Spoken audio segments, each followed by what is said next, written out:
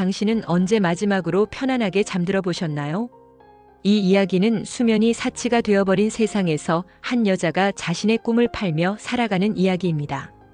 그녀는 곧 알게 될 것입니다. 자신의 꿈이 세상을 구할 열쇠라는 것을요. 2092년 인류는 마침내 수면을 정복했습니다. 아니, 정확히 말하면 수면을 상품화했습니다. 신경과학의 발전으로 인간의 수면을 추출하고 저장하고 이식할 수 있게 된 것입니다. 깊은 잠, 꿈, 휴식의 질까지 모든 것을 수치화하고 거래할 수 있게 되었습니다. 수면 추출기를 머리에 착용하고 잠들면 당신의 수면이 디지털 데이터로 변환되어 저장됩니다. 그리고 그것은 시장에서 거래됩니다. 양질의 수면은 높은 가격에 팔립니다. 악몽이나 얕은 잠은 싼 가격에 거래되죠. 부유층은 매일 밤 최상급 수면을 구매해서 사용합니다. 그들은 항상 상쾌하고 건강합니다. 반면 가난한 사람들은 자신의 수면을 팔아 생계를 유지합니다. 그리고 그들은 잠을 잘 수 없게 됩니다. 만성불면증, 우울증, 환각. 수면을 잃은 사람들의 삶은 지옥이었습니다. 서연은 오늘도 수면 추출센터로 향했습니다. 32살의 여자. 창백한 얼굴에 다크서클이 짙게 드리워져 있었습니다. 그녀는 지난 5년간 거의 제대로 잠을 자본 적이 없었습니다. 일주일에 4번 수면을 추출해서 팔았으니까요.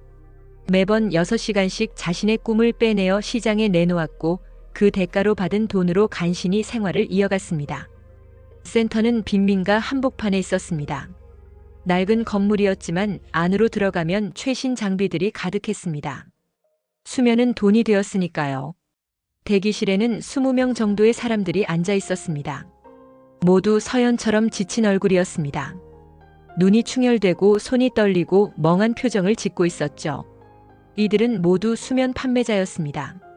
자신의 꿈을 팔아 하루하루를 버티는 사람들이었습니다. 호출을 받고 서연은 추출실로 들어갔습니다. 작은 방에는 침대와 각종 의료 장비가 있었습니다. 간호사가 기계적인 동작으로 서연을 맞이했고 오늘 추출할 시간을 확인했습니다. 6시간, 6일 만원. 서연은 고개를 끄덕이고 침대에 누웠습니다. 간호사가 머리에 수면 추출기를 씌웠습니다. 금속 헤드셋 같은 장치였습니다. 미세한 전극들이 두피에 닿는 느낌이 들었습니다. 기계가 작동하기 시작했고 부드러운 진동과 함께 서연의 의식이 흐려졌습니다. 그녀는 잠에 빠져들었습니다. 꿈을 꾸었습니다. 푸른 초원이 펼쳐진 곳이었습니다. 따뜻한 햇살이 내리쬐고 꽃향기가 바람에 실려왔습니다. 서연은 그곳을 걷고 있었습니다. 너무나 평화로웠습니다. 오랜만에 느껴보는 안정감이었습니다. 현실에서는 결코 느낄 수 없는 완벽한 평온함이 그녀를 감쌌습니다. 그리고 저 멀리 누군가가 서 있었습니다. 작은 여자아이였습니다. 서연은 그 아이를 알고 있었습니다. 자신의 여동생 서진이었습니다. 서진이 활짝 웃으며 손을 흔들었고 서연은 달려가려 했지만 몸이 움직이지 않았습니다. 그리고 순간 모든 것이 사라졌습니다. 간호사가 서연을 깨웠습니다. 추출이 완료되었다고 알려주었고 서연은 몸을 일으켰습니다. 머리가 무거웠습니다. 6시간의 수면을 빼앗긴 느낌이었습니다. 뇌가 텅 빈 것처럼 공허했고 몸은 납덩이처럼 무거웠습니다. 하지만 이것도 익숙한 감각이었습니다. 5년간 매주 이런 느낌을 반복했으니까요. 서연은 비틀거리며 센터를 나왔습니다. 결제는 자동으로 계좌에 입금된다는 안내를 받았습니다. 6일 만원. 하루 생활비로는 충분했지만 결코 넉넉한 금액은 아니었습니다. 특히 서진의 약값을 생각하면 더욱 그랬습니다. 바깥은 여전히 낮이었습니다. 오후 2시. 서연은 집으로 돌아가는 대신 약국으로 향했습니다. 동생의 약을 사야 했습니다. 처방전을 내밀고 약을 받으며 서연은 약사의 눈빛을 느꼈습니다. 동정 섞인 시선이었습니다. 아마 서연의 창백한 얼굴과 떨리는 손을 보았을 것입니다. 서진. 서연의 유일한 가족이었습니다. 2년 전 서진은 수면 결핍 증후군에 걸렸습니다.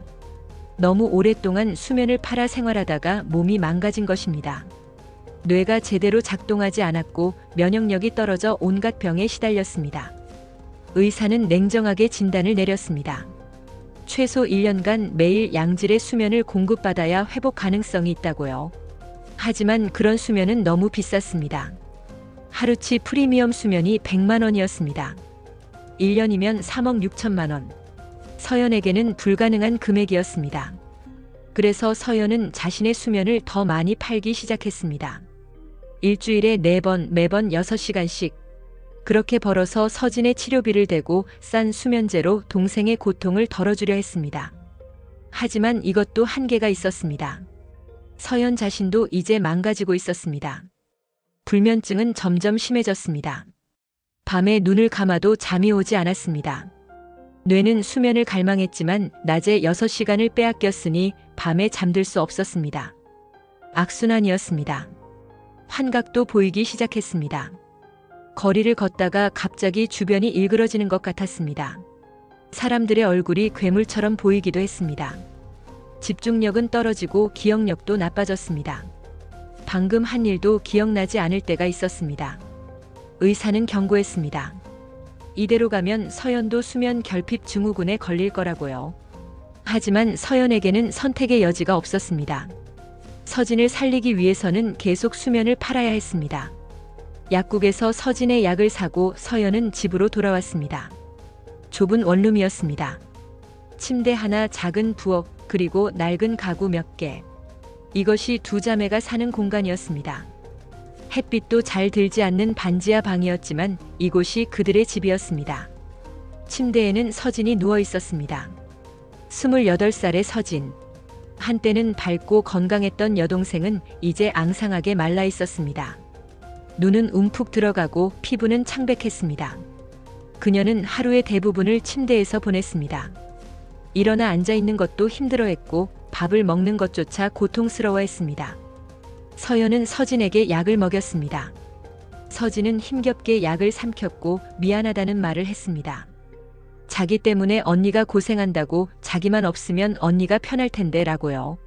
서연은 그런 말하지 말라고 당연한 거라고 대답했습니다. 서진의 손을 꼭 잡았습니다. 서진의 손은 차갑고 가늘었습니다. 뼈만 남은 것 같았습니다. 서연은 알고 있었습니다. 자신이 곧 한계에 도달할 것이라는 것을요. 이미 몸 곳곳에서 신호가 왔습니다. 두통, 어지러움, 손떨림, 그리고 무엇보다 환각. 하지만 멈출 수 없었습니다. 서진이 죽으면 서연에게는 아무것도 남지 않았으니까요. 그날 밤 서연은 침대 옆 바닥에 이불을 깔고 누웠습니다. 침대는 서진에게 양보했습니다. 서연은 천장을 바라보았습니다. 습기로 얼룩진 천장이 보였습니다. 곰팡이가 피어 있었습니다. 잠이 오지 않았습니다. 낮에 6시간의 수면을 팔았으니 당연했습니다. 몸은 피곤했지만 뇌는 잠들 수 없었습니다. 이것이 수면 판매자의 운명이었습니다. 낮에는 인위적으로 잠들고 밤에는 자고 싶어도 잘 수 없는 운명. 서연은 눈을 감았습니다. 억지로라도 쉬려고 했습니다. 하지만 머릿속은 시끄러웠습니다. 온갖 생각이 소용돌이쳤습니다. 어떻게 하면 서진을 살릴 수 있을까? 어떻게 하면 더 많은 돈을 벌 수 있을까? 이 지옥 같은 삶은 언제 끝날까? 답이 없는 질문들이 계속 머릿속을 맴돌았습니다. 그리고 문득 기억이 떠올랐습니다. 5년 전 수면 거래가 막 시작되었을 때였습니다. 서현과 서진은 평범한 삶을 살고 있었습니다. 서현은 회사에 다녔고 서진은 대학생이었습니다. 두 사람은 작은 아파트에서 함께 살았습니다. 평범하고 행복했던 시절이었습니다. 어느 날 서진이 수면 판매 알바를 하겠다고 말했습니다. 서현은 단호하게 반대했습니다. 수면 거래는 아직 검증되지 않은 기술이었습니다. 부작용이 있을 수 있었습니다. 하지만 서진은 고집을 부렸습니다. 등록금을 내야 한다고 한두 번만 하겠다고 말했습니다. 결국 서진은 수면을 팔기 시작했습니다. 처음에는 정말 한두 번이었습니다. 하지만 돈이 쉽게 벌리자 점점 빈도가 늘어났습니다. 일주일에 한 번, 2번, 3번. 서연이 말렸습니다. 하지만 서진은 듣지 않았습니다. 괜찮다고 아무 문제 없다고 말했습니다. 그리고 1년 후 서진은 쓰러졌습니다. 수면 결핍 증후군. 의사는 차갑게 진단을 내렸습니다. 너무 많은 수면을 팔아서 뇌가 정상적인 수면을 할 수 없게 되었다고요. 이제는 인위적으로 수면을 공급받지 않으면 살 수 없다고요. 회복 가능성은 있지만 엄청난 비용이 든다고요. 서연은 자신을 원망했습니다. 더 강하게 말렸어야 했다고. 동생을 지키지 못했다고. 그래서 서연은 결심했습니다. 무슨 일이 있어도 서진을 살리겠다고. 자신의 수면을 전부 팔아서라도 동생을 구하겠다고. 하지만 5년이 지난 지금 서진의 상태는 나아지지 않았습니다. 오히려 악화되었습니다. 그리고 이제는 서연까지 위험해졌습니다. 두 자매 모두 수면 결핍으로 죽어가고 있었습니다. 서연은 눈물을 흘렸습니다. 소리 없이 울었습니다. 서진을 깨우고 싶지 않았으니까요. 눈물을 닦고 다시 눈을 감았습니다. 그리고 얕은 잠에 빠져들었습니다. 다시 꿈을 꾸었습니다. 이번에는 바다였습니다. 푸른 바다가 끝없이 펼쳐져 있었습니다. 서연은 백사장에 서 있었습니다. 파도 소리가 들렸습니다. 평화로웠습니다. 바닷바람이 얼굴을 스쳤고 따뜻한 햇살이 몸을 감쌌습니다. 누군가 서연의 손을 잡았습니다. 돌아보니 서진이 있었습니다. 건강했던 시절의 서진. 밝게 웃고 있는 서진. 두 사람은 손을 잡고 바다를 바라보았습니다. 햇살이 따뜻했습니다. 그 순간이 영원하길 바랐습니다. 다음 날 아침 서연은 이상한 전화를 받았습니다. 전화를 건 사람은 자신을 드림웰 수면연구소의 담당자라고 소개했습니다. 드림웰. 서연도 들어본 이름이었습니다. 세계 최대의 수면 기업이었습니다. 프리미엄 수면을 전문으로 취급하는 곳이었죠. 부자들만 이용할 수 있는 고급 수면 서비스를 제공하는 회사였습니다. 담당자는 설명했습니다. 어제 서연의 수면 데이터를 분석했는데 아주 흥미로운 결과가 나왔다고요. 서연의 꿈이 특별하다고요. 평화롭고 아름다운 꿈이며 치유력이 있다고요. 이런 꿈은 시장에서 매우 높은 가격에 거래된다고요.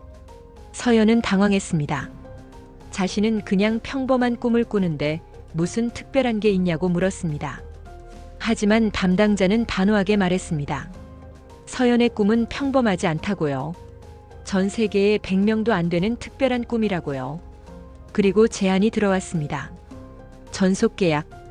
일반 수면 판매보다 10배 이상의 금액을 준다고요.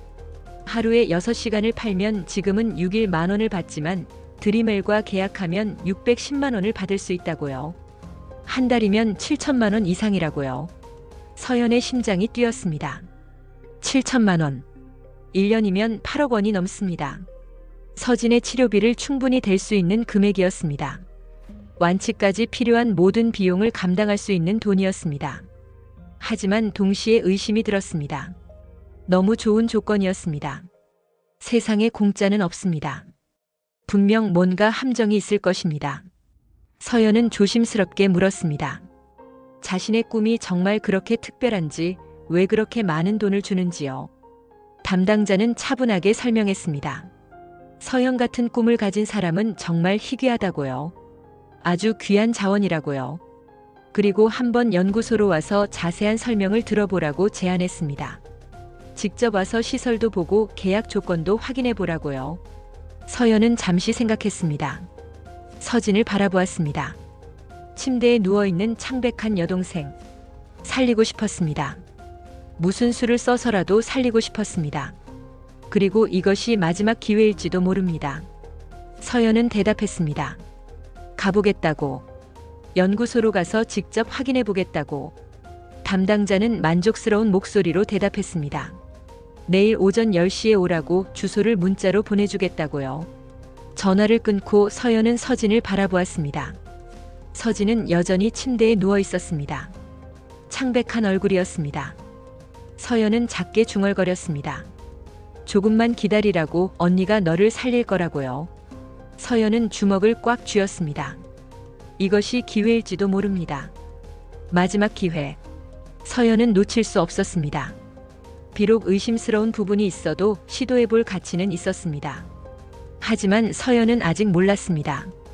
이 선택이 자신의 인생을 완전히 바꿔놓을 것이라는 것을요.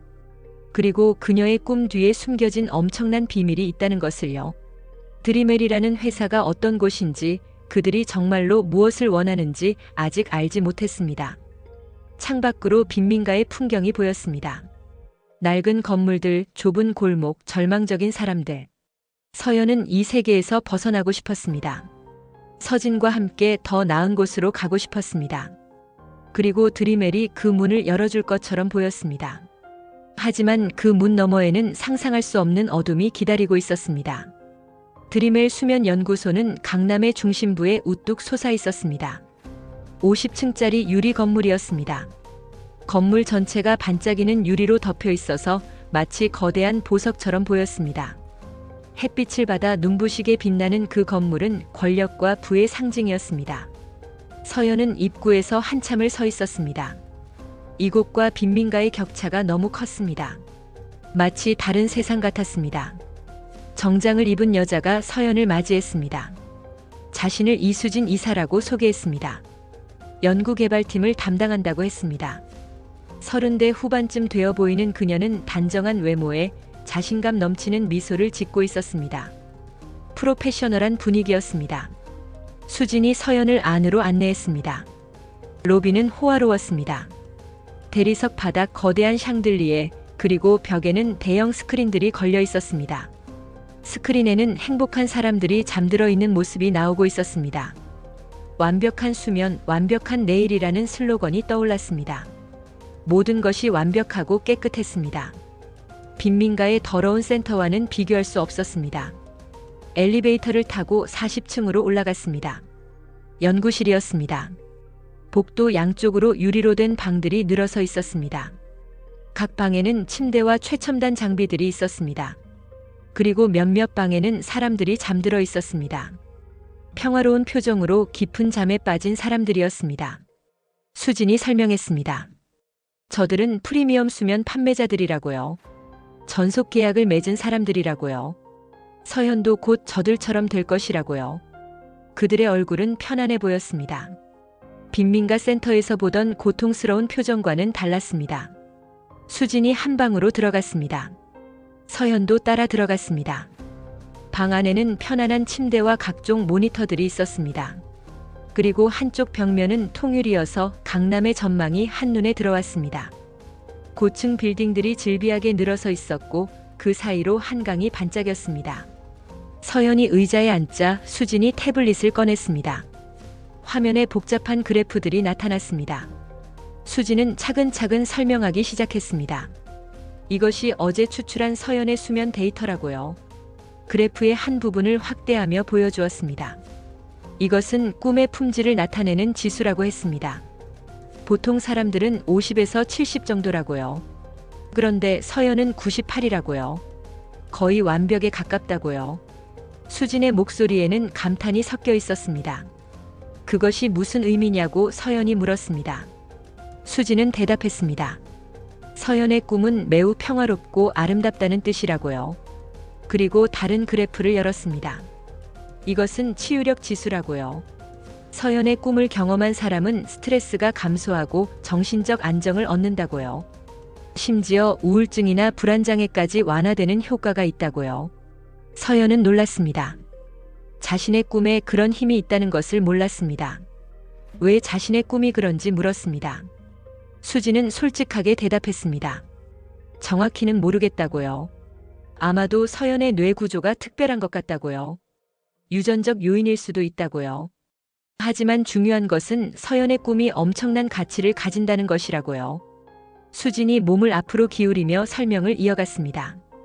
부자들은 이런 꿈을 원한다고요. 스트레스와 불안에 시달리는 그들은 진정한 휴식을 갈망한다고요. 그리고 서연의 꿈이 그것을 제공할 수 있다고요. 드리멜에서는 서연의 꿈을 황금빛 꿈이라고 부른다고 했습니다. 황금빛 꿈. 이상한 이름이었지만 서연은 그 의미를 이해할 수 있었습니다. 금처럼 귀하고 값진 꿈이라는 뜻이겠죠. 수진이 서류를 꺼내며 계약 조건을 설명했습니다. 일주일에 5번, 하루 6시간씩 수면을 추출한다고요. 한 번당 610만 원을 지급한다고요. 한 달이면 약 7,500만 원이라고요. 계약 기간은 2년이라고요. 2년간 총 18억 원을 벌 수 있다는 계산이었습니다. 서연은 계산했습니다. 18억 원. 서진의 치료비를 충분히 댈 수 있는 금액이었습니다. 아니, 넉넉하게 남을 만큼의 돈이었습니다. 완치 후에도 두 자매가 편하게 살 수 있는 돈이었습니다. 그리고 수지는 특별 혜택이 있다고 말했습니다. 계약 즉시 선금으로 3억 원을 준다고요. 그리고 서연이나 가족이 필요로 하는 의료 서비스를 무료로 제공한다고요. 서연의 눈이 커졌습니다. 의료 서비스. 그것은 곧 서진의 치료를 의미했습니다. 수지는 설명을 이어갔습니다. 드리멜은 자체 병원을 운영하고 있다고요. 최고 수준의 의료진과 시설을 갖추고 있다고요. 서연의 동생이 수면 결핍 증후군을 앓고 있다는 것을 알고 있으며 치료해 줄 수 있다고요. 서연의 심장이 두근거렸습니다. 이것은 기적이었습니다. 5년간 바랐던 일이었습니다. 서진을 치료하는 것. 그리고 이제 그 기회가 왔습니다. 눈앞에 펼쳐진 이 기회를 잡아야 했습니다. 서연은 물었습니다. 정말 서진을 치료할 수 있냐고요? 수지는 자신 있게 대답했습니다. 물론이라고요. 드리멜은 수면 분야 최고의 전문가들이 모인 곳이라고요.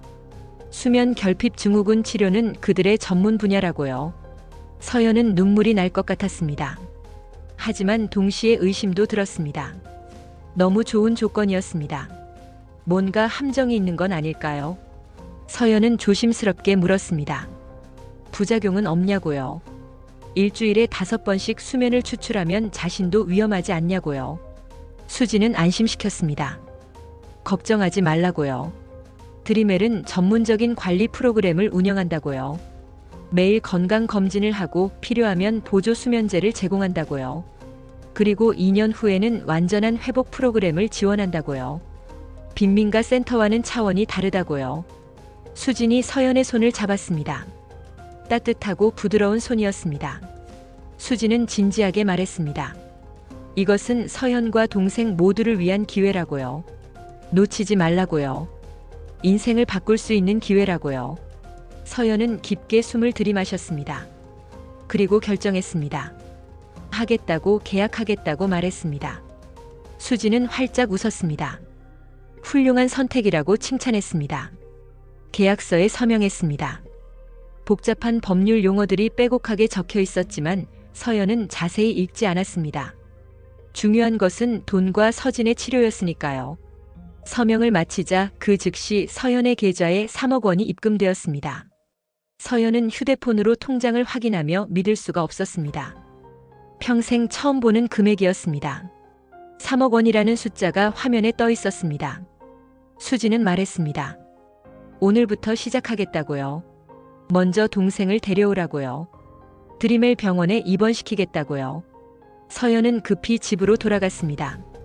집에 도착해서 서연은 환하게 웃으며 문을 열었습니다. 5년 만에 처음 짓는 진심 어린 미소였습니다. 서진이 놀란 표정으로 언니를 바라보았습니다. 서연은 모든 것을 설명했습니다. 드리멜과의 계약 3억 원의 선금, 그리고 무료 의료 서비스. 서진은 믿을 수 없다는 표정이었습니다. 정말로 자신을 치료해준다는 말에 눈물을 흘렸습니다. 5년간 품었던 희망이 마침내 현실이 되었습니다. 두 자매는 껴안고 한참을 울었습니다. 기쁨의 눈물이었습니다. 다음 날 서진은 드리멜 병원에 입원했습니다. 병원은 연구소와 같은 건물의 30층에 있었습니다. 병실은 호텔 스위트룸처럼 넓고 깨끗했습니다. 최신 의료 장비들이 갖춰져 있었습니다. 큰 창문으로는 강남의 전망이 보였고 TV도 있었고 편안한 침대와 소파도 있었습니다. 빈민가의 좁은 원룸과는 천지 차이였습니다. 담당 의사가 친절하게 설명했습니다. 서진의 상태를 정밀 검사했다고요. 수면 결핍 증후군이 상당히 진행되었지만 치료 가능하다고요. 6개월에서 1년 정도 집중 치료를 받으면 완치될 수 있다고요. 매일 고품질 수면을 공급하고 뇌 재활 치료를 병행하겠다고요. 서연은 안도했습니다. 드디어 서진이 나을 수 있습니다. 5년간의 악몽이 끝나는 것입니다. 모든 것이 완벽해 보였습니다. 그날 저녁 서연은 첫 수면 추출을 했습니다. 이번에는 다른 방이었습니다. 더 넓고 더 편안했습니다. 침대는 최고급 메모리 폼으로 되어 있었고 조명은 은은했습니다. 음악도 흘러나왔습니다. 편안한 클래식이었습니다. 공기조차 달랐습니다. 은은한 아로마 향이 방을 채우고 있었습니다. 간호사가 부드럽게 물었습니다. 준비됐냐고요? 서연은 고개를 끄덕였습니다. 침대에 누웠습니다. 간호사가 최신형 수면 추출기를 씌웠습니다. 이전에 사용했던 것보다 훨씬 가벼웠습니다. 거의 무게가 느껴지지 않았습니다. 간호사가 말했습니다. 편안하게 자면 된다고요. 6시간 후에 깨울 거라고요. 기계가 작동했습니다. 서연은 빠르게 잠에 빠져들었습니다. 꿈을 꾸었습니다. 이번에는 숲이었습니다. 거대한 나무들이 하늘을 가리고 있었습니다. 햇살이 나뭇잎 사이로 비쳐 들어왔습니다. 새소리가 들렸습니다. 서연은 숲길을 걸었습니다. 발밑에 낙엽이 바스락거렸습니다. 공기는 신선했습니다. 너무나 평화로웠습니다. 그리고 저 앞에 오두막이 보였습니다. 작고 아늑한 오두막이었습니다. 굴뚝에서 연기가 피어오르고 있었습니다. 서연은 오두막으로 다가갔습니다. 문을 열었습니다. 안에는 따뜻한 벽난로가 타오르고 있었습니다. 그리고 소파에는 서진이 앉아 있었습니다. 건강한 모습의 서진이었습니다. 서연은 서진 옆에 앉았습니다. 두 사람은 벽난로를 바라보았습니다. 불꽃이 흔들거렸습니다. 이 순간이 영원하길 바랐습니다. 간호사가 서연을 깨웠습니다. 6시간이 다 됐다고 알려주었습니다. 서연은 몸을 일으켰습니다. 이상하게도 개운했습니다. 일반 센터에서 추출할 때보다 덜 피곤했습니다. 간호사가 설명했습니다. 드리멜의 시설이 좋아서 그렇다고요. 최적의 환경에서 수면을 취하니까 부담이 적다고요. 서연은 서진의 병실로 갔습니다. 서진은 잠들어 있었습니다. 얼굴이 조금 더 편안해 보였습니다. 수진이 다가와서 말했습니다. 벌써 효과가 나타나고 있다고요. 오늘부터 서진에게 고품질 수면을 공급하고 있다고요. 매일 조금씩 좋아질 거라고요. 서연은 진심으로 고마웠습니다. 드리멜에 감사했습니다. 이 회사가 자신의 인생을 구해준 것 같았습니다. 그날부터 서연의 새로운 일상이 시작되었습니다. 일주일에 5번 저녁 8시에 연구소에 와서 6시간 동안 잠을 잤습니다. 그리고 아침에 일어나서 서진의 상태를 확인했습니다. 낮에는 연구소 근처의 카페에서 쉬었습니다. 생활이 안정되었습니다. 일주일이 지났습니다. 서진은 눈에 띄게 좋아졌습니다. 얼굴에 생기가 돌았고 식욕도 돌아왔습니다. 침대에서 일어나 걸을 수도 있게 되었습니다. 기적이었습니다. 한 달이 지났습니다. 서진은 병실을 혼자 걸어 다닐 수 있게 되었습니다. 책도 읽고 TV도 보았습니다. 담당 의사는 회복 속도가 놀랍다고 말했습니다. 이대로 가면 예상보다 빨리 완치될 수 있다고요. 서연의 계좌에는 7,500만 원이 추가로 입금되었습니다. 선금 3억 원을 합치면 4억이 넘는 돈이었습니다. 서연은 믿을 수가 없었습니다. 평생 가난하게 살던 사람이 이렇게 많은 돈을 갖게 되다니요. 모든 것이 완벽했습니다. 서진은 회복하고 있었고 돈도 많이 벌었고 생활도 안정되었습니다. 하지만 서연은 조금씩 이상한 것을 느끼기 시작했습니다. 꿈이 변하고 있었습니다. 처음에는 평화롭고 아름다운 꿈이었습니다. 초원, 바다, 숲, 그리고 항상 서진이 있었습니다. 하지만 최근 들어 꿈이 이상해졌습니다. 같은 장소가 반복해서 나타났습니다. 그 오두막, 숲속의 오두막. 매번 그곳으로 돌아갔습니다. 그리고 서진의 말이 이상했습니다. 여기서 영원히 함께 있자고 했습니다. 밖으로 나가지 말라고 했습니다. 나 없이는 살 수 없다고 했습니다. 마치 서진이 서연을 붙잡으려는 것 같았습니다. 꿈속의 서진은 점점 더 집착적으로 변했습니다. 서연은 수진에게 말했습니다. 자신의 꿈이 좀 이상해진 것 같다고요. 수진은 물었습니다. 어떻게 이상하냐고요? 서연은 설명했습니다. 같은 장소가 계속 나타나고 동생이 이상한 말을 한다고요. 수진은 잠시 생각하더니 말했습니다. 그럴 수 있다고요. 뇌가 패턴을 만들고 있는 거라고요. 걱정하지 말라고요. 자연스러운 현상이라고요. 계속 관찰해 보겠다고요. 서연은 고개를 끄덕였지만 불안감이 가시지 않았습니다. 뭔가 잘못되고 있다는 느낌이 들었습니다. 하지만 구체적으로 무엇이 문제인지 알 수 없었습니다. 그리고 어느 날 밤 서연은 악몽을 꾸었습니다. 처음으로 꾸는 악몽이었습니다. 오두막에 있었습니다. 하지만 이번에는 분위기가 달랐습니다. 어둡고 음산했습니다. 벽난로의 불은 꺼져 있었습니다. 서진이 있었습니다. 하지만 서진의 눈빛이 이상했습니다. 차갑고 공허했습니다. 서진이 물었습니다. 언니 어디 가려고 하냐고요? 서연은 대답했습니다. 밖에 나가려고 한다고요. 서진이 말했습니다. 안 된다고요. 밖에 나가면 안 된다고요. 서진이 서연의 팔을 붙잡았습니다. 힘이 세었습니다. 서연은 서진을 밀쳤습니다. 그리고 문을 열고 밖으로 뛰쳐나갔습니다. 숲은 변해 있었습니다. 나무들은 시커멓게 타 있었고 하늘은 붉었습니다. 비명소리가 들렸습니다. 뒤에서 서진이 쫓아왔습니다. 하지만 그것은 서진이 아니었습니다. 뭔가 다른 존재였습니다. 서연은 미친 듯이 뛰었습니다. 그리고 절벽에 도달했습니다. 더 이상 갈 곳이 없었습니다. 뒤돌아보니 그 존재가 다가오고 있었습니다. 서연은 뛰어내렸습니다. 간호사가 서연을 흔들었습니다. 깨라고 소리쳤습니다. 서연은 비명을 지르며 눈을 떴습니다. 온몸이 땀으로 젖어 있었습니다. 심장이 미친 듯이 뛰었습니다. 간호사가 물었습니다. 악몽을 꾼 것 같다고요. 괜찮냐고요. 서연은 거친 숨을 몰아쉬었습니다. 물을 달라고 했습니다. 간호사가 물을 가져다 주었습니다. 서연은 물을 벌컥벌컥 마셨습니다. 간호사는 수진 이사에게 보고하겠다고 말했습니다.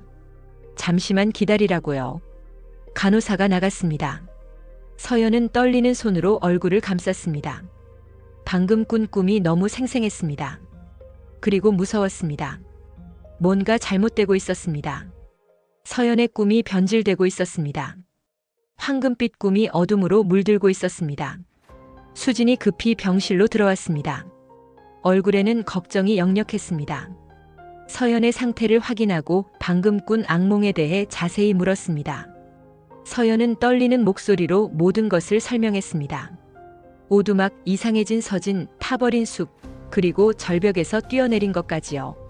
수진은 심각한 표정으로 듣고 있었습니다. 모든 설명을 듣고 난 후 수진은 간호사에게 밖으로 나가라고 손짓했습니다. 문을 닫고 수진은 서연 옆에 앉았습니다. 수진이 솔직하게 말했습니다. 예상치 못한 일이 일어나고 있다고요. 서연의 꿈이 변하고 있다고요. 처음에는 완벽한 황금빛 꿈이었는데 최근 들어 불안 요소가 섞이고 있다고요.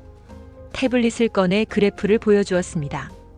이것이 지난 한 달간의 꿈 품질 지수라고 했습니다. 처음에는 98이었는데 지금은 80으로 떨어졌다고요. 계속 하락하고 있다고요. 서연은 물었습니다. 왜 그런 거냐고요. 수진은 추측을 말했습니다. 정확한 원인은 모르겠지만 아마도 서연의 잠재의식이 반응하고 있는 것 같다고요. 서연은 지금 극심한 스트레스를 받고 있다고요. 일주일에 5번씩 수면을 추출하는 것은 아무리 좋은 환경이어도 부담이 된다고요. 그리고 동생 걱정, 미래에 대한 불안, 이 모든 것이 쌓여서 꿈에 영향을 주고 있다고요. 서연은 자신의 손을 내려다보았습니다. 손이 떨리고 있었습니다. 몸이 보내는 신호였습니다. 한계에 다다르고 있다는 신호였습니다. 수진이 제안했습니다. 며칠 쉬라고요. 수면 추출을 중단하고 완전히 휴식을 취하라고요. 그러면 다시 안정될 거라고요. 서연은 걱정했습니다. 계약은 어떻게 되냐고요. 수진은 안심시켰습니다. 괜찮다고요. 건강이 우선이라고요. 일주일 정도 쉬고 다시 시작하면 된다고요. 서연은 고개를 끄덕였습니다. 그리고 그날부터 휴식을 취하기 시작했습니다. 연구소에 가지 않고 서진의 병실에서 대부분의 시간을 보냈습니다. 서진과 이야기하고 책을 읽고 창밖을 바라보았습니다. 서진은 계속 좋아지고 있었습니다. 이제는 병실 복도를 걸어 다닐 수 있었고 밥도 잘 먹었습니다. 의사는 이 속도라면 석 달 안에 퇴원할 수 있다고 말했습니다. 서진은 언니를 걱정했습니다. 언니는 쉬지 않아도 되냐고 너무 무리하는 것 같다고요. 서연은 괜찮다고 말했습니다. 지금 휴가 중이라고요. 다 너를 위한 거라고요. 서진의 머리를 쓰다듬으며 서연은 미소 지었습니다. 하지만 밤이 되면 서연은 불안했습니다. 혼자 잠들려고 하면 악몽이 떠올랐습니다. 그 타버린 숲, 이상해진 서진 절벽. 서연은 잠들기가 두려웠습니다. 눈을 감으면 그 장면들이 다시 나타날 것 같았습니다. 결국 수면제를 먹기 시작했습니다. 약국에서 산 일반 수면제였습니다.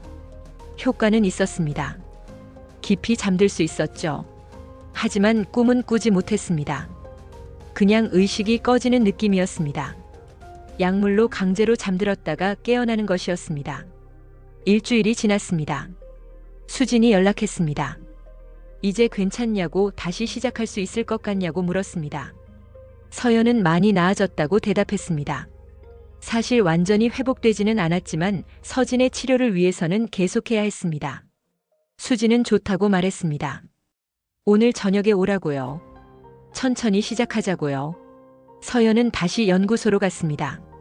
하지만 이번에는 다른 방으로 안내받았습니다.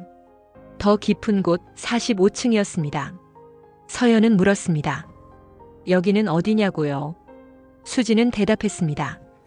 특별관리실이라고요. 더 조용하고 편안한 곳이라고요. 서연처럼 특별한 케이스는 여기서 관리한다고요. 방은 이전보다 훨씬 고급스러웠습니다. 하지만 동시에 폐쇄적이었습니다. 창문이 없었고 벽이 두꺼웠습니다. 밖의 소리가 전혀 들리지 않았습니다. 완벽하게 차단된 공간이었습니다. 서연은 침대에 누웠습니다. 간호사가 추출기를 씌웠습니다. 잠에 빠져들었습니다. 꿈을 꾸었습니다. 이번에는 도시였습니다. 낯선 도시. 고층 빌딩들이 늘어서 있었습니다.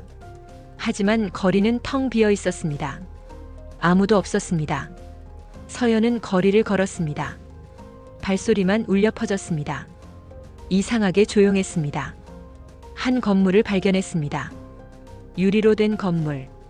드리멜 본사였습니다. 서연은 그곳으로 들어갔습니다. 로비는 어두웠습니다. 조명이 꺼져 있었습니다. 서연은 엘리베이터를 탔습니다. 40층 버튼을 눌렀습니다. 엘리베이터가 올라갔습니다. 하지만 멈추지 않았습니다. 40층을 지나쳤습니다. 50층, 60층, 70층. 서연이 버튼을 눌렀지만 소용없었습니다. 엘리베이터는 계속 올라갔습니다. 그리고 100층에서 멈췄습니다. 문이 열렸습니다. 복도가 나타났습니다. 긴 복도였습니다. 끝이 보이지 않았습니다. 서연은 복도를 걸었습니다. 양쪽에는 방들이 있었습니다. 유리문이었습니다. 서연은 첫 번째 방을 들여다보았습니다. 안에는 사람이 누워 있었습니다. 침대에 묶여 있었습니다. 머리에는 수면 추출기가 씌워져 있었습니다. 그리고 그 사람은 울고 있었습니다. 눈을 감은 채 울고 있었습니다. 얼굴이 고통으로 일그러져 있었습니다. 서연은 소름이 돋았습니다. 다음 방을 보았습니다. 거기도 마찬가지였습니다. 묶여있는 사람, 울고 있는 사람. 방마다 같은 광경이었습니다. 수십 명의 사람들이 묶여서 수면을 추출당하고 있었습니다. 마치 공장처럼 사람들에게서 꿈을 뽑아내고 있었습니다. 복도 끝에 큰 방이 있었습니다. 서연은 그곳으로 갔습니다. 문을 열었습니다. 거대한 방이었습니다. 그리고 중앙에는 거대한 기계가 있었습니다. 수많은 튜브가 기계에 연결되어 있었고 그 튜브들은 각 방으로 이어져 있었습니다. 기계 앞에는 수진이 서 있었습니다. 서연을 보고 수진이 돌아보았습니다. 그녀의 눈빛이 차가웠습니다. 수진이 말했습니다. 서연이 왜 여기 왔냐고요? 서연이 물었습니다. 여기가 어디냐고, 저 사람들은 누구냐고요? 수진이 웃었습니다. 하지만 그 웃음은 소름 끼쳤습니다. 이게 진실이라고 말했습니다. 드리멜의 진짜 모습이라고요. 수진이 설명했습니다. 저 사람들은 모두 서연처럼 계약한 사람들이라고요. 황금빛 꿈을 가진 사람들이라고요. 드리멜은 그들의 꿈을 추출해서 부자들에게 판다고요. 하지만 시간이 지나면 꿈이 변질된다고요. 악몽으로 변한다고요. 그럼 드리멜은 그들을 여기로 데려온다고요. 그리고 강제로 꿈을 뽑아낸다고요. 서연은 믿을 수 없었습니다. 자신도 그렇게 될 거냐고 물었습니다. 수지는 고개를 끄덕였습니다. 그렇다고요. 서연도 곧 여기 올 거라고요. 서연의 꿈도 변질되기 시작했으니까요. 조만간 서연을 저 방 중 하나에 넣을 거라고요. 그리고 평생 꿈을 뽑아낼 거라고요. 서연이 뛰쳐나가려 했습니다. 하지만 몸이 움직이지 않았습니다. 발이 바닥에 붙어 있었습니다. 수진이 다가왔습니다. 못 나간다고 말했습니다. 여기는 꿈이라고요. 서연은 이미 수진의 손 안에 있다고요. 수진이 말했습니다. 저항하지 말라고요. 어차피 피할 수 없다고요. 서연이 소리쳤습니다. 서진이 기다린다고요. 수진은 대답했습니다. 서진도 걱정하지 말라고요. 서진도 완쾌되면 계약할 거라고요. 자매가 함께 꿈을 제공하는 거라고요. 얼마나 아름다운 일이냐고요. 서연이 수진에게 달려들려 했습니다. 하지만 그 순간 주변이 흔들렸습니다. 모든 것이 무너졌습니다. 간호사가 서연을 깨웠습니다. 또 악몽이라고 소리쳤습니다. 서연은 비명을 지르며 눈을 떴습니다. 숨을 헐떡였습니다. 꿈이었습니다. 하지만 너무 생생했습니다. 그리고 뭔가 느낌이 왔습니다. 저것은 단순한 악몽이 아니었습니다. 경고였습니다. 자신의 잠재의식이 보낸 경고. 진실을 알려주는 메시지였습니다. 서연은 간호사에게 물었습니다. 수진이 어디 있냐고요? 간호사는 지금 오고 있다고 대답했습니다. 잠깐만 기다리라고요. 서연은 침대에서 일어났습니다. 도망쳐야 한다는 생각이 들었습니다. 하지만 어디로요? 수진이 들어왔습니다. 또 악몽을 꾸었다는 말을 들었다고 했습니다. 서연은 수진을 경계하며 바라보았습니다. 꿈에서 본 수진의 차가운 눈빛이 떠올랐습니다. 서연이 물었습니다. 솔직하게 말해달라고요. 자신의 꿈에 무슨 일이 일어나고 있는 거냐고요. 수진은 잠시 망설이다가 한숨을 쉬었습니다. 알겠다고 사실대로 말하겠다고 했습니다. 수진이 의자에 앉아 설명했습니다. 서연의 꿈이 급격하게 변질되고 있다고요. 예상보다 훨씬 빠른 속도라고요. 보통은 6개월에서 1년 정도 걸리는데 서연은 한 달 만에 이렇게 됐다고요. 정확한 원인은 모르지만 아마도 서연의 정신적 부담이 너무 크기 때문인 것 같다고요. 서연이 물었습니다. 그럼 계약을 중단해야 하는 거 아니냐고요. 수진은 고개를 저었습니다. 안타깝지만 그럴 수 없다고요. 계약서에 중도 해지 조항이 있다고요. 만약 서연이 일방적으로 계약을 파기하면 받은 돈을 모두 돌려줘야 하고 동생의 치료도 중단된다고요. 서연은 충격을 받았습니다. 함정이었습니다. 처음부터 계획된 함정이었습니다. 서연은 물었습니다. 그럼 자신은 어떻게 해야 하냐고요. 수진은 대답했습니다. 계속하라고요. 2년간. 그리고 최선을 다해 서연을 관리하겠다고요. 약물 치료, 심리 상담 모든 것을 동원해서 꿈을 안정시키겠다고요. 하지만 서연은 알았습니다. 수진이 거짓말을 하고 있다는 것을요. 꿈속에서 본 그 장면이 진실일지도 모른다는 생각이 들었습니다. 결국 자신도 지하시설에 갇히게 될 것입니다. 서연은 말했습니다. 생각할 시간을 달라고요. 수진은 고개를 끄덕였습니다. 물론이라고요. 내일까지 결정해달라고요. 수진이 나갔습니다. 서연은 혼자 남았습니다. 머릿속이 복잡했습니다. 계약을 계속할 것인가 아니면 파기할 것인가. 하지만 파기하면 서진의 치료가 중단됩니다. 그리고 돈도 돌려줘야 합니다. 이미 많은 돈을 썼습니다. 서연은 서진의 병실로 갔습니다. 서진은 자고 있었습니다. 평화로운 얼굴이었습니다. 서연은 서진의 손을 잡았습니다. 무엇을 해야 할지 몰랐습니다. 그때 문이 열렸습니다. 낯선 남자가 들어왔습니다. 40대 중반쯤 되어 보였습니다. 평범한 옷차림이었습니다. 서연은 경계하며 물었습니다. 누구냐고요? 남자가 조용히 하라고 속삭였습니다. 자신은 서연을 돕고 싶다고요. 자신의 이름은 강민호라고요. 전에 여기서 일했다고요. 연구원이었다고요. 서연이 물었습니다. 왜 자신에게 온 거냐고요. 민호가 대답했습니다. 서연을 구하려고 왔다고요. 서연이 위험하다고요. 드리멜은 거짓말쟁이들이라고요. 그들은 황금빛 꿈을 가진 사람들을 착취한다고요. 처음에는 좋은 조건을 제시하지만 결국에는 모두 지하시설에 갇혀서 평생 꿈을 뽑히게 된다고요. 서연의 심장이 뛰었습니다. 꿈에서 본 것과 같았습니다. 서연은 물었습니다. 어떻게 아냐고요? 민호가 대답했습니다. 자신이 그 시설을 설계했다고요. 그리고 후회하고 있다고요. 자신이 만든 시스템 때문에 수백 명의 사람들이 고통받고 있다고요. 민호의 눈에 눈물이 맺혔습니다. 서연에게 말했습니다. 지금 당장 도망쳐야 한다고요. 늦기 전에. 동생도 데리고 가라고요. 자신이 도와줄 거라고요. 자신은 이 건물의 모든 보안 시스템을 안다고요. 빠져나갈 방법을 알고 있다고요. 서연은 망설였습니다. 이 사람을 믿어도 될까요? 하지만 선택의 여지가 없었습니다. 계속 여기 있으면 꿈에서 본 그 운명을 맞이할 것입니다. 서연은 대답했습니다. 알겠다고요. 도와달라고요. 민호가 고개를 끄덕였습니다. 준비하라고요. 오늘 밤 12시에 탈출한다고요. 그리고 조용히 사라졌습니다. 서연은 창밖을 바라보았습니다. 강남의 야경이 반짝였습니다. 하지만 그 빛 뒤에는 어둠이 숨어 있었습니다. 서연은 결심했습니다. 탈출하겠다고. 서진을 데리고 이곳을 빠져나가겠다고. 밤 11시 50분. 서연은 서진의 병실에서 동생을 깨웠습니다. 서진은 놀란 표정으로 언니를 바라보았습니다. 서연은 설명할 시간이 없다고 말했습니다. 지금 여기서 나가야 한다고요. 서진은 무슨 일이냐고 물었지만 서연은 그냥 믿으라고만 했습니다. 서진에게 옷을 입혔습니다. 서진은 여전히 약했지만 걸을 수는 있었습니다. 자정이 되었습니다. 문이 열렸습니다. 민호였습니다. 준비됐냐고 물었고 서연은 고개를 끄덕였습니다.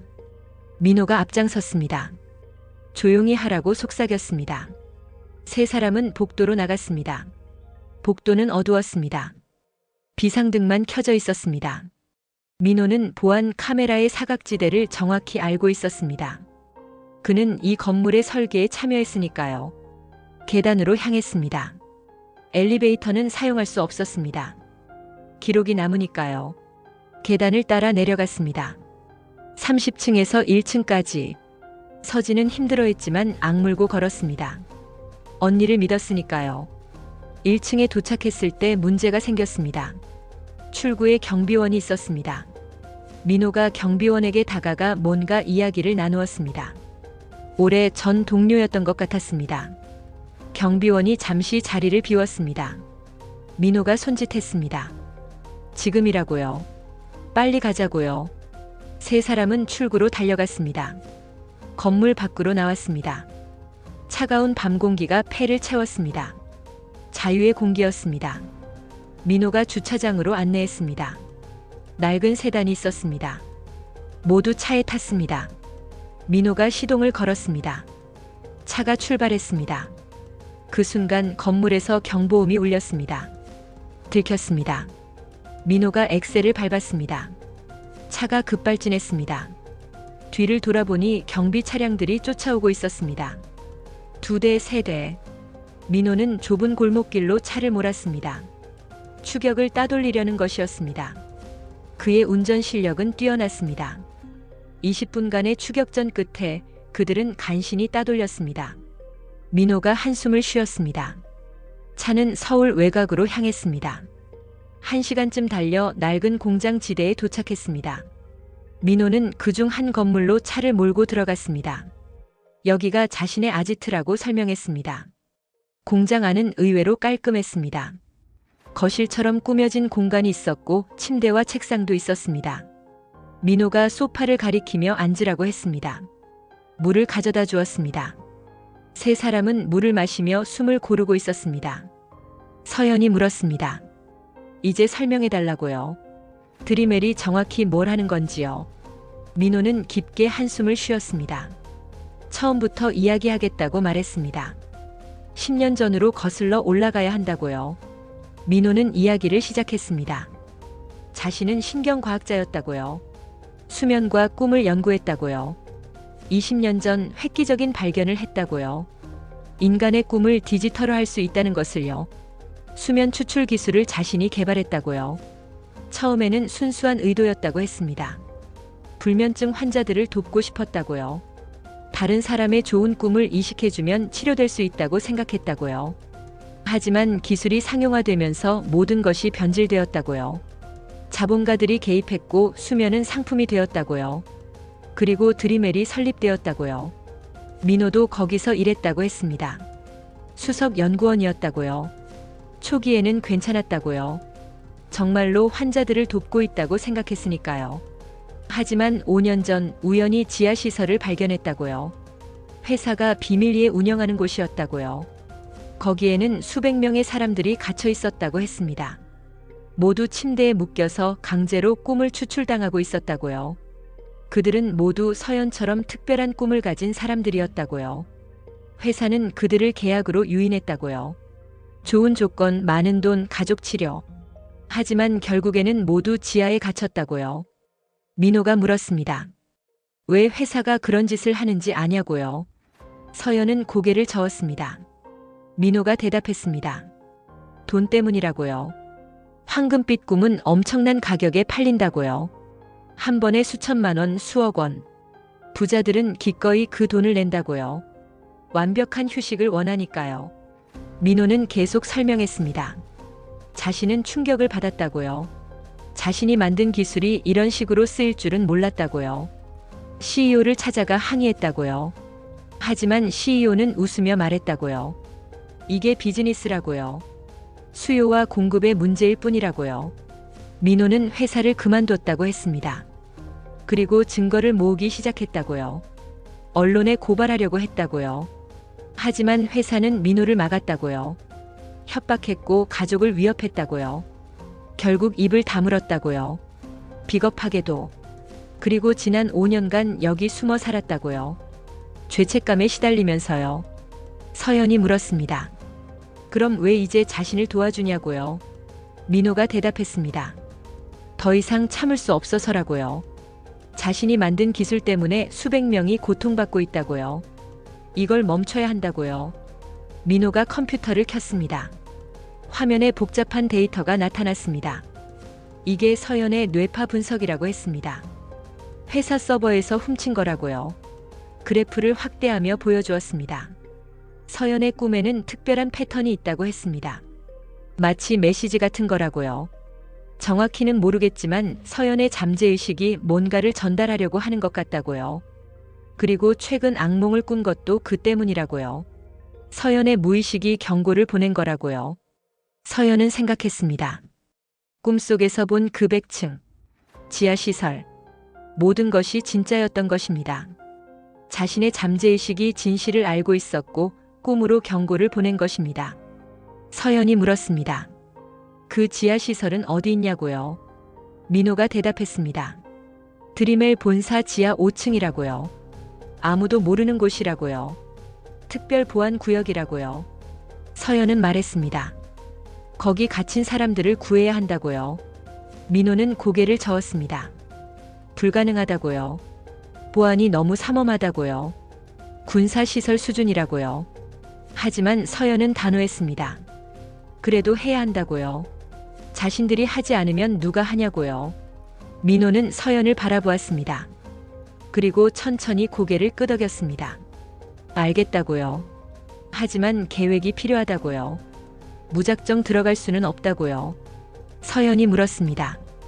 어떻게 하면 되냐고요. 민호가 대답했습니다. 자신이 회사의 보안 시스템을 안다고요. 그리고 옛날 동료들 중에 양심적인 사람들이 있다고요. 그들을 설득하면 도와줄 거라고요. 민호가 노트를 펴고 계획을 그리기 시작했습니다. 그날 밤 세 사람은 밤새 작전을 계획했습니다. 서진은 피곤해서 중간에 잠들었습니다. 서연이 담요를 덮어주었습니다. 민호가 말했습니다. 동생을 정말 사랑하는 것 같다고요. 서연은 대답했습니다. 서진이 자신의 전부라고요. 민호는 말했습니다. 가족이 있다는 건 좋은 거라고요. 자신은 다 잃었다고요. 자신의 선택 때문에. 서연은 위로했습니다. 다시 찾을 수 있다고요. 이번 일을 해내면요.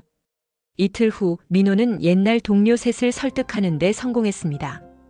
그들은 모두 드리멜의 범죄를 알고 있었지만 두려워서 입을 다물고 있던 사람들이었습니다. 하지만 민호의 설득과 증거를 보고 마음을 바꿨습니다. 돕겠다고 말했습니다. 하지만 조심해야 한다고 경고했습니다. 회사는 가만두지 않을 거라고요. 작전일이 정해졌습니다. 3일 후 금요일 밤. 그날은 회사 전체 회의가 있어서 경비가 약해지는 날이었습니다. 서연은 준비하며 생각했습니다. 왜 자신이 이런 일을 하게 됐을까요? 처음에는 그저 동생을 살리고 싶었을 뿐이었습니다. 하지만 이제는 더 큰 것이 걸려 있었습니다. 수백 명의 생명, 그리고 이 잘못된 시스템. 금요일 밤이 되었습니다. 서현, 민호, 그리고 3명의 동료 연구원들이 모였습니다. 서진은 안전한 곳에 숨겨두었습니다. 5명은 드리멜 본사로 향했습니다. 이번에는 정면으로 들어갈 수 없었습니다. 대신 민호가 아는 비밀 통로를 이용했습니다. 건물 뒤편의 하수구였습니다. 그곳을 통해 지하로 들어갈 수 있었습니다. 맨홀 뚜껑을 열고 내려갔습니다. 어두운 터널이었습니다. 손전등만 의지해서 걸었습니다. 10분쯤 걸어가자 철문이 나타났습니다. 민호가 전자키 패드를 조작했습니다. 그의 손가락이 빠르게 움직였습니다. 문이 열렸습니다. 안으로 들어갔습니다. 복도가 나타났습니다. 형광등이 밝게 빛나고 있었습니다. 그리고 양쪽에는 방들이 늘어서 있었습니다. 서연은 첫 번째 방의 유리문을 들여다보았습니다. 숨이 멎었습니다. 꿈에서 본 것과 똑같았습니다. 침대에 묶인 사람, 머리에 씌워진 추출기, 울고 있는 얼굴. 현실이었습니다. 서연이 꿈에서 본 게 진짜였습니다. 민호가 말했습니다. 서연의 잠재의식이 알고 있었던 거라고요. 진실을. 그리고 꿈으로 경고를 보낸 거라고요. 서연은 이해했습니다. 자신의 꿈은 단순한 아름다운 환상이 아니었습니다. 그것은 진실을 보는 능력이었습니다. 서연이 말했습니다. 저 사람들을 구해야 한다고요. 민호가 고개를 끄덕였습니다. 그럼 시작하자고요. 중앙 제어실로 향했습니다. 거기서 모든 추출기를 멈출 수 있었습니다. 하지만 제어실 문이 열렸을 때 그들은 놀랐습니다. 안에 수진이 서 있었습니다. 그리고 그녀 뒤로 경비원들이 줄지어 있었습니다. 수진이 차갑게 웃었습니다. 잘 왔다고요. 기다리고 있었다고요. 민호가 중얼거렸습니다. 어떻게 알았냐고요. 수진이 미소 지었습니다. 설명했습니다. 민호가 동료들을 설득하는 걸 모니터링하고 있었다고요. 회사는 전직 연구원이 뭘 하는지 계속 추적했다고요. 처음부터 알고 있었다고요. 그리고 그들이 오기를 기다렸다고요. 한 번에 처리하려고요. 경비원들이 총을 겨눴습니다. 서현과 일행은 손을 들었습니다. 경비원들이 다가와 손목에 수갑을 채웠습니다. 수진이 서연에게 다가왔습니다. 실망이라고 말했습니다. 얼마나 좋은 조건을 제시했는데 배신하다니요. 서연이 당당하게 말했습니다. 이건 배신이 아니라고요. 저항이라고요. 드리멜이 하는 일은 범죄라고요. 사람들을 가두고 꿈을 빼앗는 건 노예 제도나 다름없다고요. 수진이 웃었습니다. 노예 제도가 아니라고요. 이건 비즈니스라고요. 정당한 계약을 했다고요. 그들이 원해서 서명한 거라고요. 서연이 소리쳤습니다. 거짓말로 유인한 계약이라고요. 수진의 눈빛이 차가워졌습니다. 세상이 원래 그렇다고요. 순진한 사람들은 이용당하는 거라고요. 그리고 서연도 곧 저 방 중 하나에 들어갈 거라고요. 평생 꿈을 추출당하면서 살게 될 거라고요. 동생도 나중에 합류할 거라고요. 서연이 소리쳤습니다. 안 된다고요. 수진은 명령했습니다. 체포하라고요. 지하 6층에 가둬놓으라고요. 경비원들이 그들을 끌고 가려 했습니다. 바로 그 순간이었습니다. 갑자기 불이 꺼졌습니다. 수진이 당황했습니다. 정전이라는 소리가 들렸습니다. 비상등만 켜졌습니다. 붉은 빛이 복도를 가득 채웠습니다. 어둠 속에서 목소리가 들렸습니다. 언니라고 부르는 목소리. 서진이었습니다. 서진이 복도 끝에서 나타났습니다. 그리고 그녀 뒤로 수십 명의 사람들이 따라왔습니다. 모두 환자복을 입고 있었습니다. 드리멜 병원의 환자들이었습니다. 서진이 외쳤습니다. 언니를 구하러 왔다고요. 서연은 놀랐습니다. 어떻게 왔냐고 물었습니다. 서진이 설명했습니다. 언니가 간 후에 다른 환자들한테 들었다고요. 여기서 무슨 일이 일어나는지. 그래서 모두 모아서 왔다고요. 이제 자신들이 언니를 도울 차례라고요. 환자들이 앞으로 나섰습니다. 그들은 약했지만 단합되어 있었습니다. 수진이 명령했습니다. 막으라고요. 경비원들이 환자들을 막으려 했습니다. 하지만 환자들의 수가 너무 많았습니다. 그들은 물밀듯이 밀고 들어왔습니다. 혼란이 일어났습니다. 민호가 서연에게 속삭였습니다. 지금이라고요. 제어실로 가자고요. 서현과 민호는 수갑을 차고 있었지만 달렸습니다. 제어실로 향했습니다. 수진이 소리쳤습니다. 그들을 막으라고요. 경비원 한 명이 서연을 붙잡으려 했습니다. 하지만 서진이 뛰어들어 경비원을 밀쳤습니다. 빨리 가라고 소리쳤습니다. 서현과 민호는 제어실에 들어갔습니다. 서진이 달려와 주변을 살폈습니다. 책상 서랍에서 수갑 열쇠를 찾았습니다. 서진이 서현과 민호의 수갑을 풀었습니다. 민호는 즉시 키보드를 두드렸습니다. 시스템에 접속했다고 말했습니다. 모든 추출기를 중단시키겠다고요. 화면에 경고 메시지가 떴습니다. 긴급 중단 시 피험자들에게 쇼크가 올 수 있다고요. 계속하겠냐고요. 민호가 망설였습니다. 갑자기 멈추면 위험할 수도 있다고요. 서연이 말했습니다. 천천히 할 시간이 없다고요. 계속하라고요. 민호가 엔터키를 눌렀습니다. 모든 방의 추출기가 멈췄습니다. 경고음이 울렸습니다. 방 안의 사람들이 깨어나기 시작했습니다. 혼란스러워하는 목소리들이 들렸습니다. 민호가 다시 컴퓨터를 조작했습니다. 모든 방의 문이 열렸습니다. 사람들이 방에서 나왔습니다.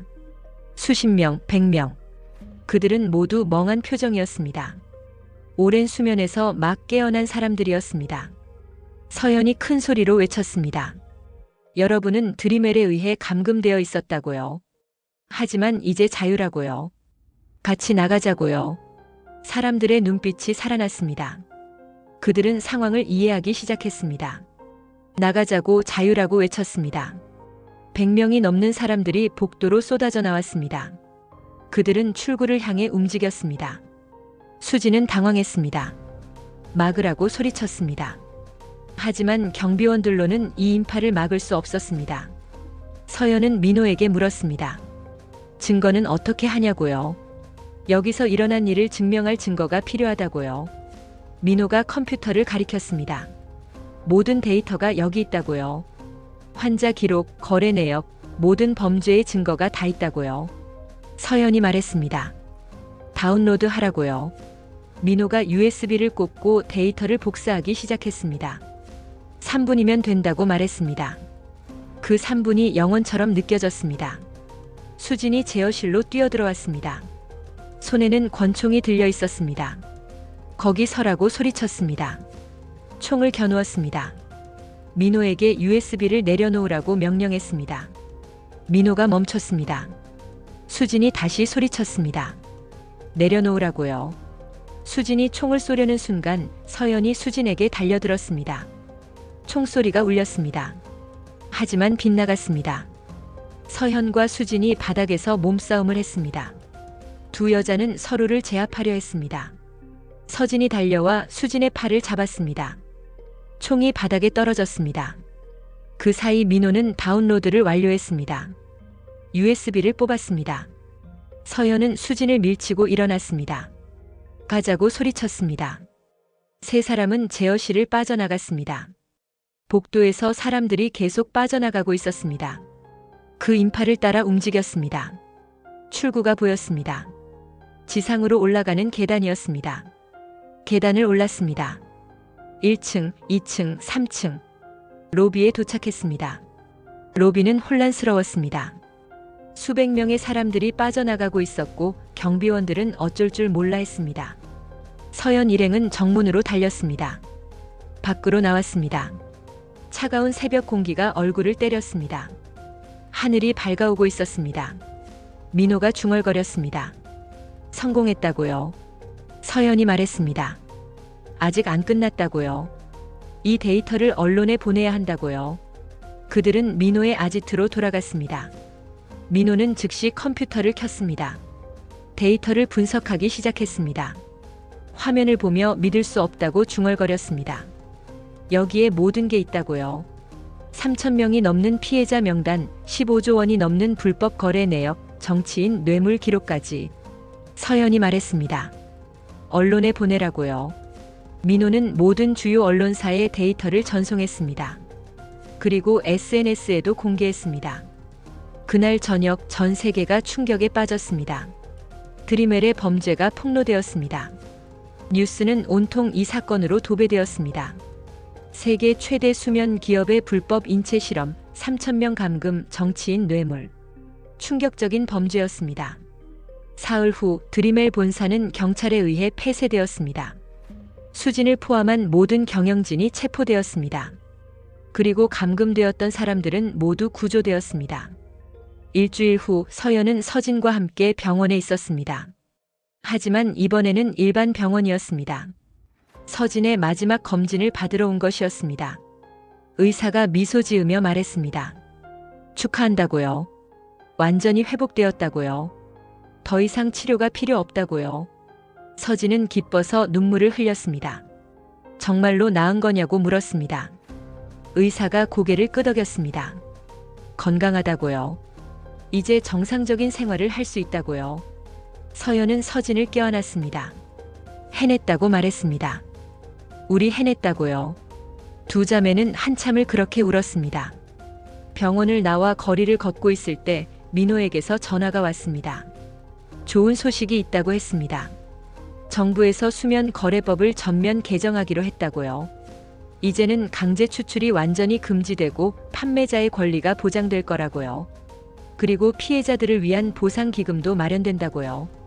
서연은 안도했습니다. 다행이라고 말했습니다. 정말 다행이라고요. 민호가 말했습니다. 서연 덕분이라고요. 서연이 용기를 냈기 때문에 세상이 바뀐 거라고요. 전화를 끊고 서연은 하늘을 올려다보았습니다. 맑은 하늘이었습니다. 구름 한 점 없이 푸른 하늘. 서진이 물었습니다. 뭐 생각하냐고요?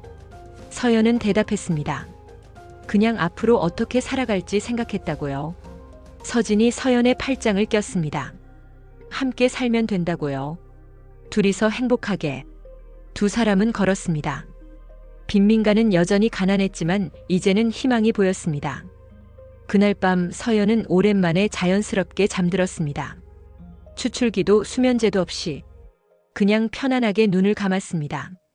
꿈을 꾸었습니다. 초원이었습니다. 푸른 초원. 따뜻한 햇살이 내리쬐고 있었습니다. 서진이 있었습니다. 건강한 모습의 서진이 웃고 있었습니다. 두 사람은 초원을 걸었습니다. 꽃들이 만발해 있었습니다. 나비들이 날아다녔습니다. 서진이 물었습니다. 행복하냐고요? 서연은 대답했습니다. 너무 행복하다고요. 서진도 행복하다고 말했습니다. 서진이 서연의 손을 꼭 잡았습니다. 고맙다고 말했습니다. 자신을 구해줘서. 서연은 미소 지었습니다. 뭐가 고맙냐고요? 당연한 거라고요. 서진이 말했습니다. 아니라고요.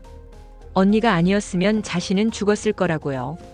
그리고 저 사람들도 구하지 못했을 거라고요. 서연은 대답했습니다. 우리 같이 해낸 거라고요. 그렇다고 서진이 말했습니다. 같이. 두 사람은 초원 한가운데 앉았습니다. 하늘을 바라보았습니다. 구름이 천천히 흘러갔습니다. 평화로웠습니다. 서진이 물었습니다. 이게 진짜일까, 꿈일까요? 서연은 생각했습니다. 그리고 대답했습니다. 둘 다라고요. 꿈도 진짜고 현실도 진짜라고요. 중요한 건 우리가 함께 있다는 거라고요. 바람이 불었습니다. 꽃잎들이 바람에 흩날렸습니다. 아름다웠습니다. 서연은 눈을 감았습니다.